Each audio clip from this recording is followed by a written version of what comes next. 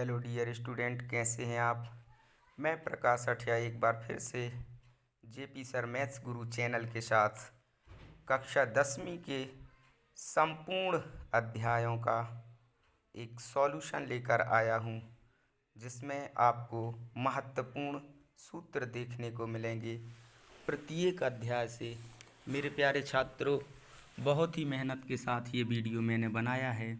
यहाँ पर एक एक अध्याय के महत्वपूर्ण फार्मूले लिखे हैं, तो निवेदन करूंगा कि आप सभी वीडियो को बिल्कुल भी स्किप ना करें और पूरा ज़रूर देखें। आइए चलते हैं पहले अध्याय की ओर, जिसका नाम है वास्तविक संख्याएं।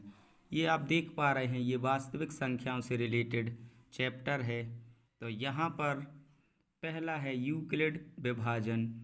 दो धनात्मक पूर्णांक a और b दिए रहने पर ऐसी अद्वितीय पूर्ण संख्याएं q और r विद्यमान हैं जहां पर r बराबर bq प्लस r होता है। जो r है वो 0 के बराबर भी होता है और 0 से बड़ा होता है, और b जो है वो यहाँ पर r से छोटा होता है, लेकिन ये बराबर नहीं होता। इस चीज़ को ध्यान में रखना है।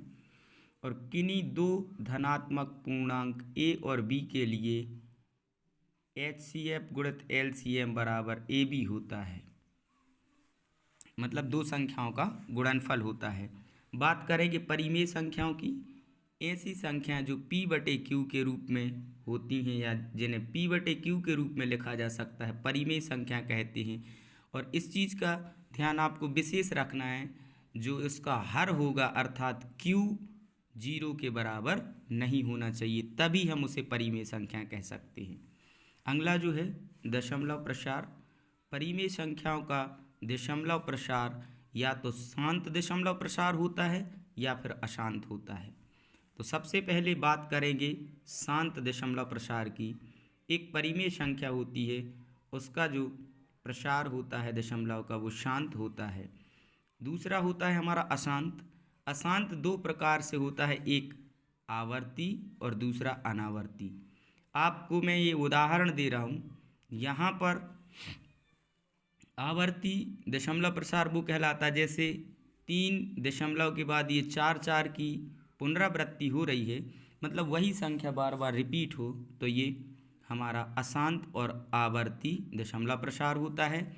और दूसरा जो अनावर्ती होता है, जैसे ये लिखा है 2.1234548, मतलब वो संख्या दोबारा रिपीट नहीं हो रही है, संख्या बदल बदल के आ रही है इधर दशमलव के बाद, तो ये हमारा अनावर्ती और अशांत अनावर्ती दशमलव प्रसार होगा।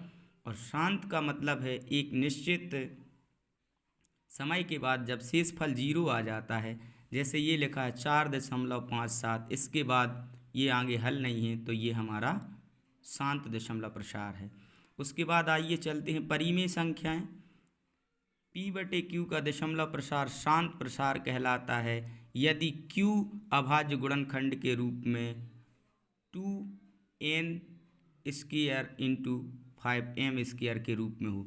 अर्थात यहाँ पर Q जो है अर्थात नीचे की जो संख्या कहलाती हर में यदि 2 और 5 हैं, उसके ऊपर कितने की भी पावर लगी हो तो उसका दशमलव प्रसार शांत दशमलव प्रसार होगा।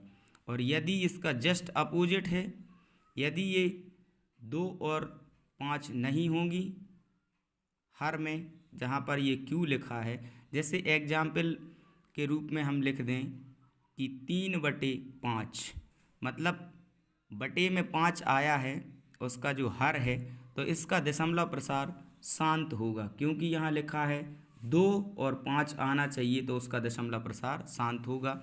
लेकिन 2 और 5 के गुणनखंड के रूप में नहीं टूट रही है नीचे की संख्या, तो उसका दशमलव प्रसार अशांत और आवर्ती होगा। आइए चलते हैं दूसरे अध्याय की ओर।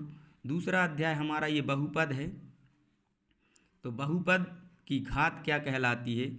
बहुपद में x की अधिकतम घात को उसकी बहुपद की घात कहते हैं।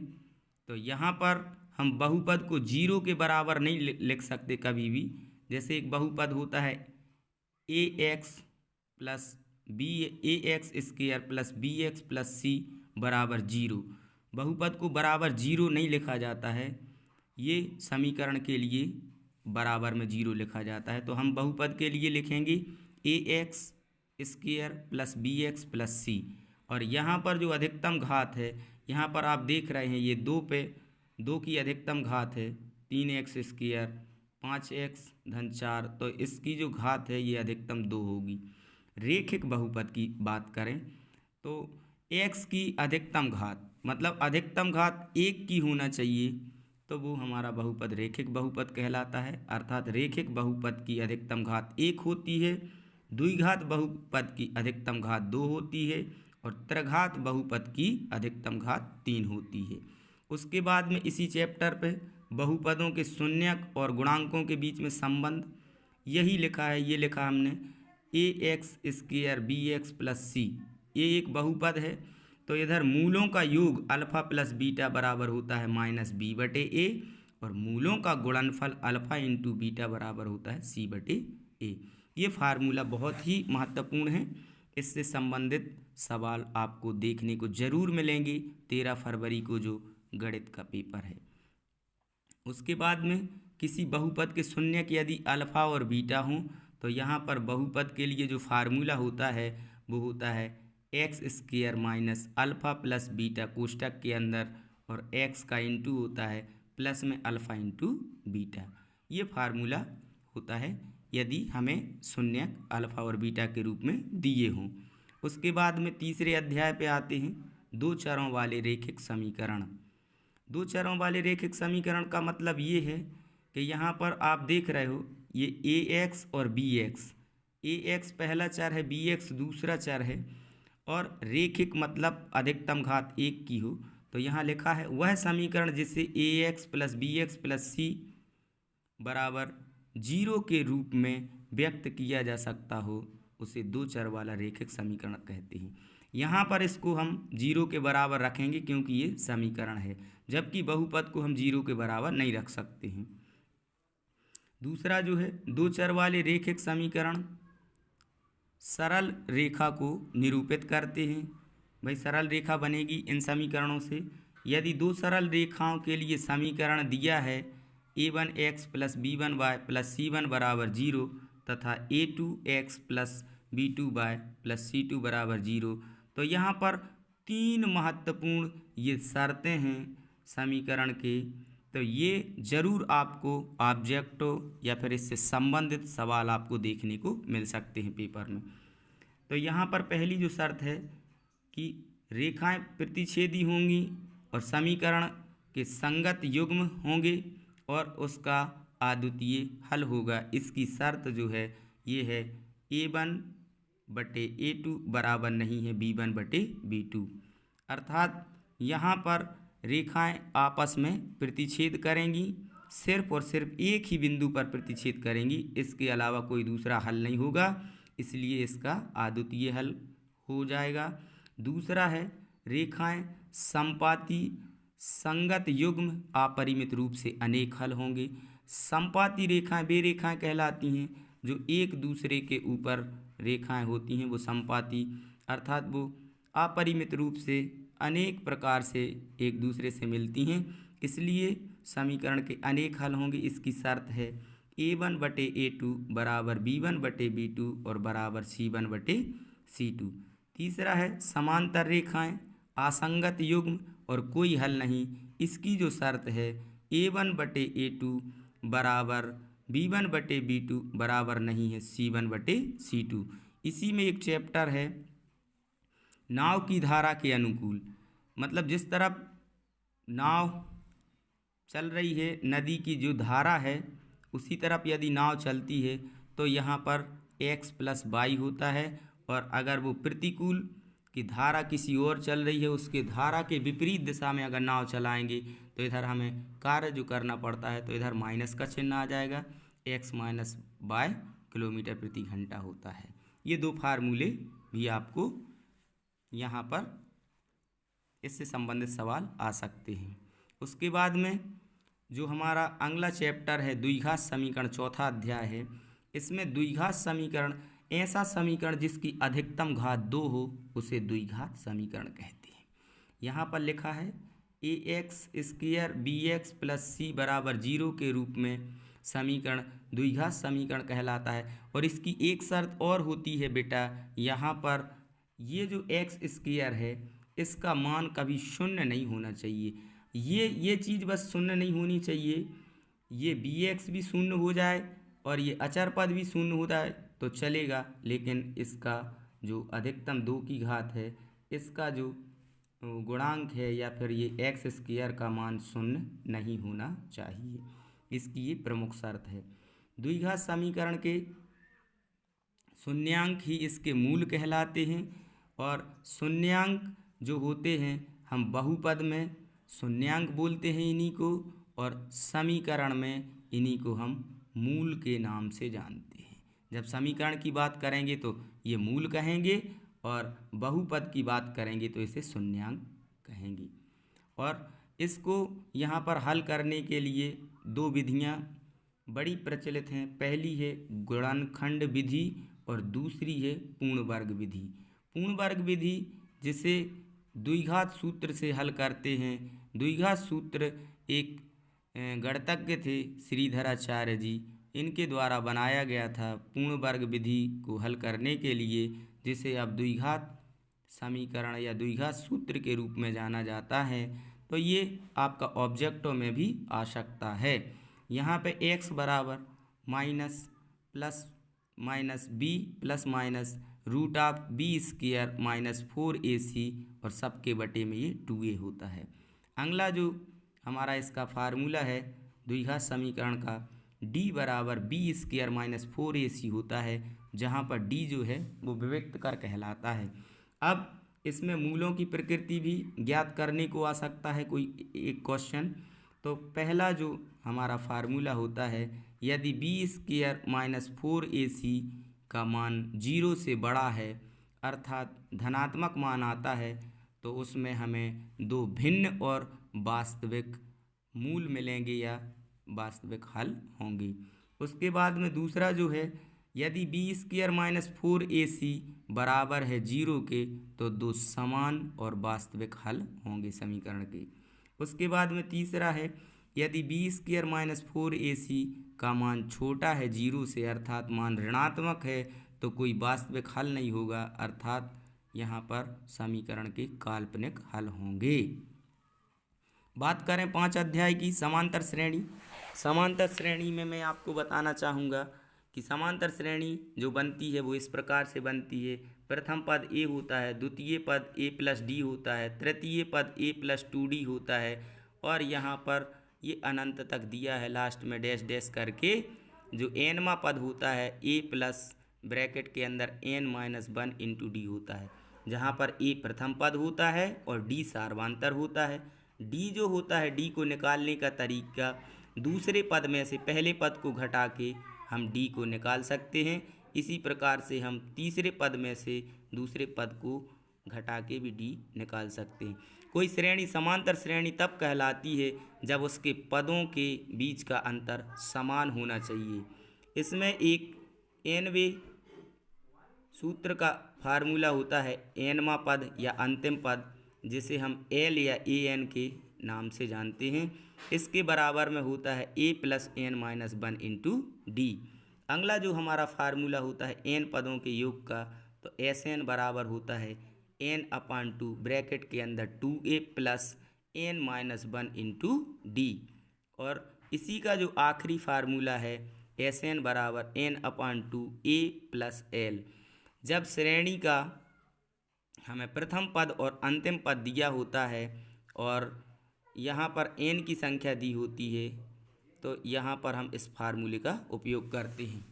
अगला जो हमारा अध्याय है 7 अध्याय, जिसे हम निर्देशांक ज्यामिति कहते हैं, इसका महत्वपूर्ण जो फार्मूला है दूरी सूत्र वाला है। 2 बिंदुओं के बीच की दूरी के लिए एक फार्मूला होता है, तो ये फार्मूला होता है root of x2 minus x1 का whole square plus y2 minus y1 का होल स्क्वायर। उसके बाद में एक सूत्र और आता है जो हम खंड सूत्र या विभाजन सूत्र के नाम से जानते हैं। यदि PQ एक सरल रेखा है और आर उसका कोई मध्य बिंदु है जो उसको एम और M1 और M2 अनुपात में विभाजित करता है। तो इसके लिए हमारा फार्मूला होता है M1x2 प्लस M2x1 अपान M1 प्लस M2। ये x का होता है और y के लिए M1/2 प्लस M2/1 अपान M1 प्लस M2 होता है। उसके बाद में हम चर्चा करेंगे यहाँ पर मध्य बिंदु सूत्र की। तो मध्य बिंदु का जो सूत्र होता है, यदि P और Q एक सरल रेखा है, इसके मध्य में कोई R बिंदु है, तो R के निर्देशांक जो होंगे x1 प्लस x2 अपान 2 और y1 प्लस y2 अपान 2। एक और इसमें एक फार्मूला लगता है त्रिभुज के क्षेत्रफल का। तो ये जो हमारा होता है 1/2 x1 ब्रैकेट के अंदर y2 minus y3 plus x2 bracket के अंदर y3 माइनस y1 और प्लस x3 ब्रैकेट के अंदर y1 माइनस y2। इसको हम आसानी से याद कर सकते हैं। इसको याद करने का जो तरीका है मैं आपको बताऊं। यहाँ पर x1 है, x1 के बाद हमारा x के बाद हमें y वाला पद लेना है, तो x1 के बाद आ जाएगा हमारा 1 के बाद 2 आता है, ये चक्रीय क्रम में चलता है। तो y2 माइनस y3, यहाँ पर x2 आया है, x2 के बाद अब हमें तीसरा पद चाहिए तो y3 माइनस y1 और यहाँ पर x3 लिखा है, 3 के बाद हमारा 1 फिर से रिपीट होगा तो y1 माइनस y2। इस प्रकार से हम ये फार्मूला याद कर सकते हैं। उसके बाद आते हैं हम 8वें अध्याय पे त्रिकोणमिति परिचय। तो इसमें त्रिकोणमिति परिचय में साइन थीटा बराबर होता है लंब बटे कर्ण और कॉस थीटा बराबर होता है आधार बटे कर्ण, टेन थीटा बराबर होता है लंब बटे आधार। और यहाँ पर कोसेक थीटा बराबर होता है कर्ण बटे लंब और हमारा ये सेक थीटा बराबर होता है कर्ण बटे आधार और कॉट थीटा बराबर होता है आधार बटे लंब। यहाँ पर मैंने लिखा है ये सबसे बड़ा कोण है, ये 90 डिग्री का है। बड़े कोण के सामने की भुजा कर्ण कहलाती है, थीटा के सामने की भुजा लंब कहलाती है और जो तीसरी भुजा होती है उसे हम आधार कहते हैं। तो इस प्रकार से टेन थीटा बराबर एक और होता है साइन थीटा बटे कॉस थीटा और कॉट थीटा बराबर कॉस थीटा बटे साइन थीटा। यहाँ पर साइन का जो व्युत्क्रम है कोसेक होता है। यदि साइन थीटा बराबर लंब बटे कर्ण है तो कोसेक थीटा बराबर इसका जस्ट अपोजिट हो जाएगा। कर्ण जो है इधर ऊपर आ जाएगा, लंब नीचे आ जाएगा। इसी प्रकार से कॉस थीटा बराबर आधार बटे कर्ण होता है तो इसका उल्टा सेक हो जाएगा, टेन का उल्टा इधर कॉट हो जाएगा। उसके बाद में यहाँ पर हम आते हैं 5वें अध्याय में। अभी हमारा इससे और ये फार्मूले बचे हुए हैं इस चैप्टर के। तो यहाँ पर 5वें अध्याय का तो मैंने यहाँ पे शायद आपको ये बता दिया है, ये रिपीट हो गया है दोबारा। ये चर्चा करते हैं। यहाँ पर एक सारणी होती है जिसमें हमें मान याद करने पड़ते हैं। तो इस प्रकार से ये साइन थीटा 0, 30, 45, 60 और 90। मेरा एक वीडियो मैंने इस सारणी को बनाने का इसकी एक ज़बरदस्त ट्रिक डाली है। तो आप मेरे इस चैनल पे आके ये वीडियो आप देख सकते हैं किस प्रकार से ये त्रिकोणमिति सारणी को हम बना सकते हैं। उसके बाद में 3 महत्वपूर्ण सर्व समीकरण होती हैं। पहली सर्व समीकरण जो है sine square theta plus cos square theta बराबर 1 होता है। दूसरी सर्व समीकरण 1 प्लस टेन स्क्वायर थीटा बराबर सेक स्क्वायर थीटा होता है। तीसरी जो सर्व समीकरण है हमारी 1 प्लस कॉट स्क्वायर थीटा बराबर कॉसेक स्क्वायर थीटा होता है। और यहाँ पर साइन का जो व्युत्क्रम होता है अर्थात उल्टा वो कोसेक होता है। तो साइन थीटा बराबर 1 कोसेक थीटा, कॉस का व्युत्क्रम सेक होता है तो कॉस थीटा बराबर 1 सेक थीटा और टेन थीटा बराबर 1 कॉट थीटा होता है। कोसेक थीटा इसका जस्ट अपोजिट हो जाएगा, साइन का अपोजिट कोसेक होता है तो कोसेक थीटा बराबर 1 साइन होगा, साइन थीटा होगा और सेक थीटा बराबर 1 कॉस थीटा होगा, कॉट थीटा बराबर 1 टेन थीटा होगा। यहाँ पर और ये फार्मूले हैं इसी चैप्टर के कि साइन 90 माइनस थीटा बराबर कॉस थीटा और इसका जस्ट इसका अपोजिट हो जाता है कॉस 90 माइनस थीटा का sine theta. Sine 90 minus theta से कॉस थीटा और कॉस 90 माइनस थीटा से sine theta. Tan 90 minus theta का कॉट थीटा होता है और कॉट 90 माइनस थीटा का टेन थीटा। और सेक 90 माइनस थीटा का कॉसेक थीटा और कॉसेक 90 माइनस थीटा का सेक थीटा। अब आते हैं हम वृत्तों से संबंधित क्षेत्रफल। वृत्तों से संबंधित क्षेत्रफल में वृत्त का क्षेत्रफल होता है पाई आर स्क्वायर और वृत्त की परिधि होती है 2 पाई आर। बात करें त्रिज्यखंड के क्षेत्रफल की तो त्रिज्यखंड का क्षेत्रफल थीटा बटे 360 पाई आर स्क्वायर होता है। ये होता है लघु त्रिज्यखंड और ये लघु त्रिज्यखंड की परिधि का जो फार्मूला होता है थीटा बटे 360 इंटू 2 पाई आर। उसके बाद में ये चीज़ जो आप देख रहे हैं मैंने इधर चित्र के द्वारा समझाने का प्रयास भी किया है। ये लघु वृत्तखंड है, ये वाला हमारा दीर्घ वृत्तखंड है जो बड़ा वाला है।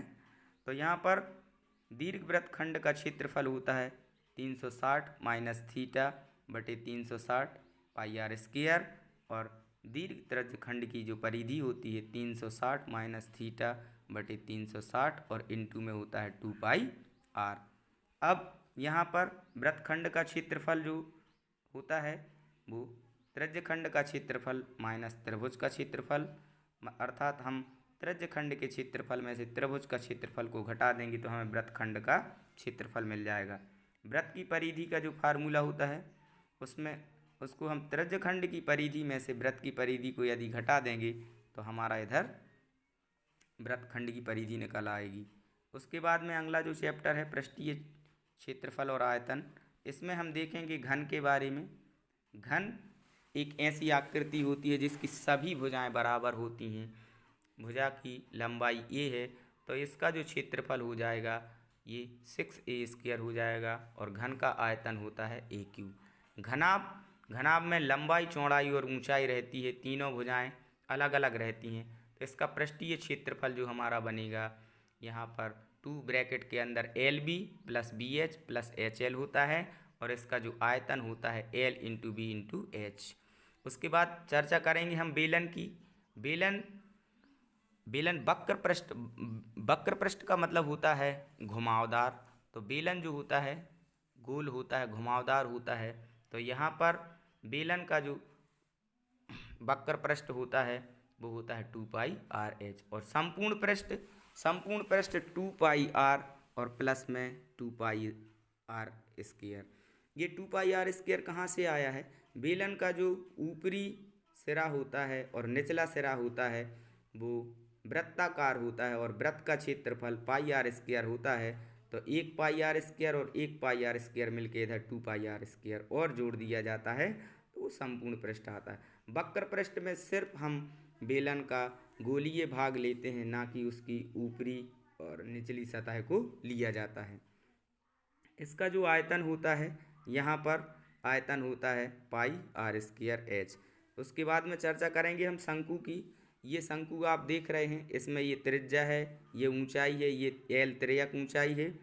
तो यहाँ पर वक्र पृष्ठीय क्षेत्रफल होता है शंकु का पाई आर एल। तिर्यक ऊंचाई ये कर्ण दिया है तो ये एक समकोण त्रिभुज बना है। तो हम यहाँ पर वही वाला पाइथागोरस प्रमेय से एल का मान निकाल सकते हैं। तिर्यक ऊंचाई एल बराबर root of H square plus R square होता है। उसके बाद चर्चा करेंगे गोला की। जो गोला होता है उसका पृष्ठीय क्षेत्रफल 4 पाई आर स्क्वायर होता है और इसका आयतन जो होता है 4/3 पाई आर क्यूब होता है। उसके बाद में हम चर्चा करेंगे अर्धगोला की। अर्धगोला का पृष्ठीय क्षेत्रफल होता है 2 पाई आर स्क्वायर और कुल पृष्ठीय क्षेत्रफल होता है 3 पाई आर स्क्वायर। क्यों होता है? क्योंकि अर्धगोला का जो ऊपरी क्षेत्रफल होता है वो 2 पाई आर होता है, लेकिन जब उसको बीच में से काट दिया जाता है तो नीचे का जो हिस्सा बचा रहता है 1 पाई आर स्क्वायर, तो यहाँ पर वो भी जुड़ जाता है। तो 2 पाई आर स्क्वायर में 1 पाई आर स्क्वायर और जोड़ दिया जाता है तो इधर 3 पाई आर स्क्वायर हो जाता है। और आयतन जो होता है 2/3 पाई आर क्यूब होता है। उसके बाद में आइए हम चलते हैं सांख्यिकी की ओर। सांख्यिकी में यहाँ पर माध्य जो होता है, माध्य निकालने की 3 विधियाँ होती हैं। पहली प्रत्यक्ष विधि, दूसरी कल्पित माध्य विधि, तीसरी पग विचलन विधि। प्रत्यक्ष विधि में x बार बराबर होता है sigma F x upon sigma F. कल्पित माध्य विधि में x बार बराबर होता है a plus sigma F D upon sigma F, जहाँ पर a जो है हमारा कल्पित माध्य होता है। तीसरी विधि है पग विचलन विधि। ये पग विचलन विधि x बार बराबर होता है a plus sigma F you upon sigma F और इंटू में h जो होता है वो हमारा वर्ग अंतराल होता है, वर्गों के बीच की दूरी होती है। अगला जो है हमारा बहुलक। बहुलक को हम z से प्रदर्शित करते हैं। इसका फार्मूला l प्लस ब्रैकेट के अंदर f1 माइनस f0 अपान 2f1 minus f0 minus f2 और इंटू में h होता है, जहाँ पर l जो है बहुलक वर्ग की निम्न सीमा होती है और उसके बाद में जो h होता है वो वर्ग अंतराल होता है।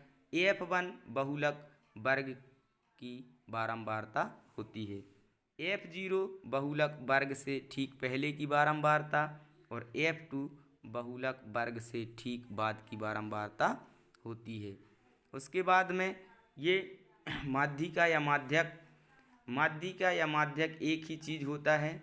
यहाँ पर इसका ये फार्मूला दिया है l प्लस ब्रैकेट के अंदर n अपान 2 minus C F upon F और इंटू में h, जहाँ पर l बहुलक वर्ग की निम्न सीमा है, n प्रेक्षणों की संख्या, सी एफ जो है माध्यक वर्ग से ठीक पहले की संचयी बारंबारता है और f जो है माध्यक वर्ग की बारंबारता और h हमारा वर्ग अंतराल है। उसके बाद में हमारा एक चैप्टर और बचता है जिसे हम सांख्यिकी के नाम से जानते हैं। तो सांख्यिकी में आपको बताना चाहूँगा कि सांख्यिकी के बाद में एक चैप्टर है जो हमारा प्रायिकता में निश्चित घटना की प्रायिकता 1 होती है, अनिश्चित घटना की प्रायिकता 0 होती है और निश्चित और अनिश्चित घटना की प्रायिकता का योग जो होता है वो हमारा 1 होता है। और उसके अलावा जो यहाँ पर हम प्रायिकता में पढ़ेंगे वो प्रायिकता में सबसे जो इम्पोर्टेंट चीज़ है, आपको इस चीज़ को ध्यान रखना है कि हमारी घटना अगर 100% घटित होने वाली है, निश्चित है, तो उसकी प्रायिकता हमारी 1 होगी, असंभव घटना की प्रायिकता 0 होगी और प्रायिकता बराबर होता है